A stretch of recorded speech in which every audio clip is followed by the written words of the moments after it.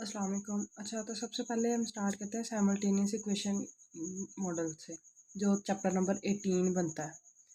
Simultaneous equation model basically simultaneous equations का मतलब होता है कि ऐसी इक्वेशंस जो एक दूसरे से रिलेटेबल हों, जिनको हम एक दूसरे के साथ लगा के जो है वो साइमल्टेनियसली सॉल्व करते हैं।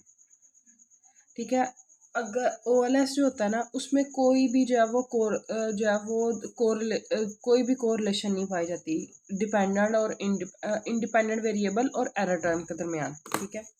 अब ये कोरिलेशन किस में नहीं होगी, उसमें इंडिपेंडेंट वेरिएबल और जो है वो एरर टर्म के दरमियान। यहाँ पे जैसे ये इंडिपेंडेंट वेरिएबल है ना, यहाँ पे इनकम और ये इसकी जो है वो एरर टर्म है, तो इन दोनों के दरमियान जो है ना कोवेरियंस जो है वो ज़ीरो होना चाहिए। तो ये होगी हमारी एक्सोजेनाइटी कंडीशन।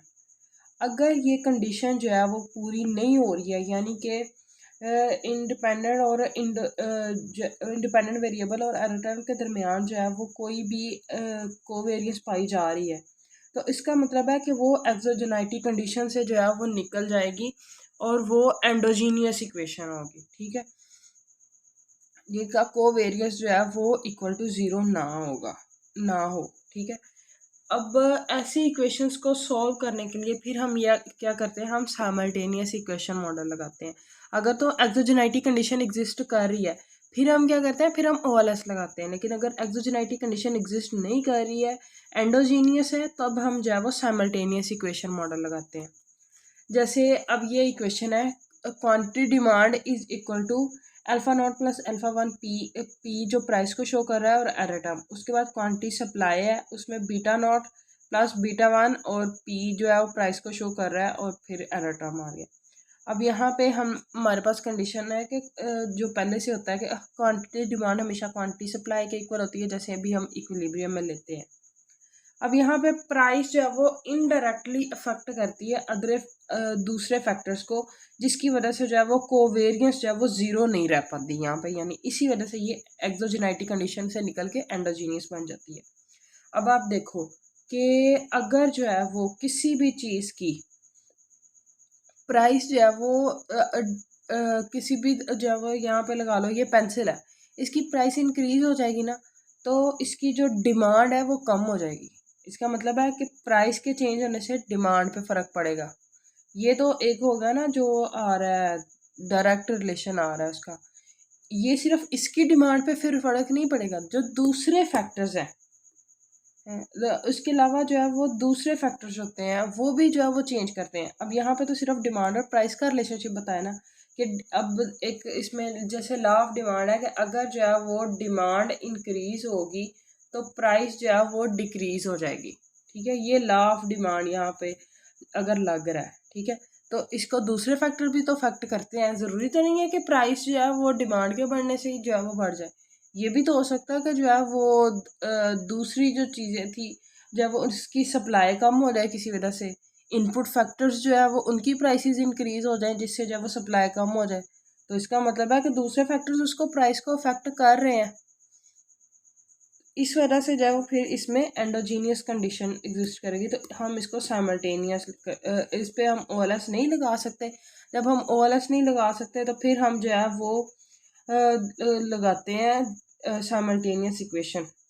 अब हमने सबसे पहले यहाँ पे लिया एक कंजप्शन फंक्शन, इसकी एग्जांपल हम लेंगे रिड्यूस फॉर्म के लिए जो किया जाता है। कंजप्शन फंक्शन हमारा क्या था, CT is equal to T, यहाँ पे टाइम सीरीज टी शो कर रहा है कि डाटा टाइम्स, हमने जो है वो टाइम सीरीज फंक्शन लिया है, और B not beta one Y T plus mu T जो कि एरर टर्म को शो कर रहा है। और ऐसे ही हमने जो है वो एक इनकम की जो है वो इस फंक्शन ले लिया। यहाँ पे जो है वो ये इनकम जो है वो यहाँ पे कंजप्शन डिपेंडेंट था, यहाँ पे इनकम डिपेंडेंट है। और इनकम क्या होती है, कंजप्शन प्लस इन्वेस्टमेंट, इसी को हम कहते हैं कंजप्शन प्लस सेविंग को कहते हैं ना। कंजप्शन प्लस सेविंग हमारी जो है वो होती है इनकम, और सेविंग किसके इक्वल होती है, इन्वेस्टमेंट के, जो हमने ऑलरेडी जो है वो उसमें पढ़ा हुआ है मैक्रो इकोनॉमिक्स में।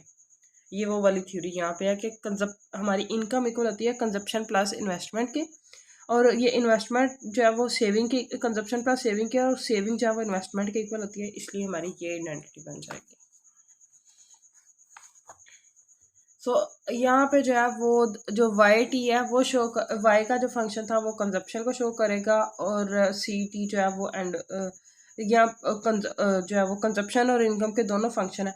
अब ये दोनों फंक्शन जो है वो एंडोजीनियस है, क्योंकि ये दोनों जो है वो रिलेटेबल करते हैं, एक दूसरे से रिलेट करते हैं। यहाँ पे देखो, यहाँ पे कंजप्शन और इनकम का रिलेशन है ना, ठीक है।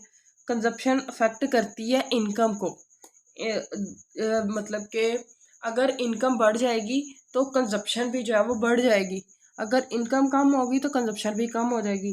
दूसरी तरफ अगर जो है वो कंजप्शन यहाँ पे, अब जो है वो कंजप्शन को हमने यहाँ पे तो डिपेंडेंट रखा है, दूसरी तरफ पे यहाँ पे हमने इनकम को इंडिपेंडेंट रखा है, दूसरी तरफ हमने इनकम को डिपेंडेंट रखा है।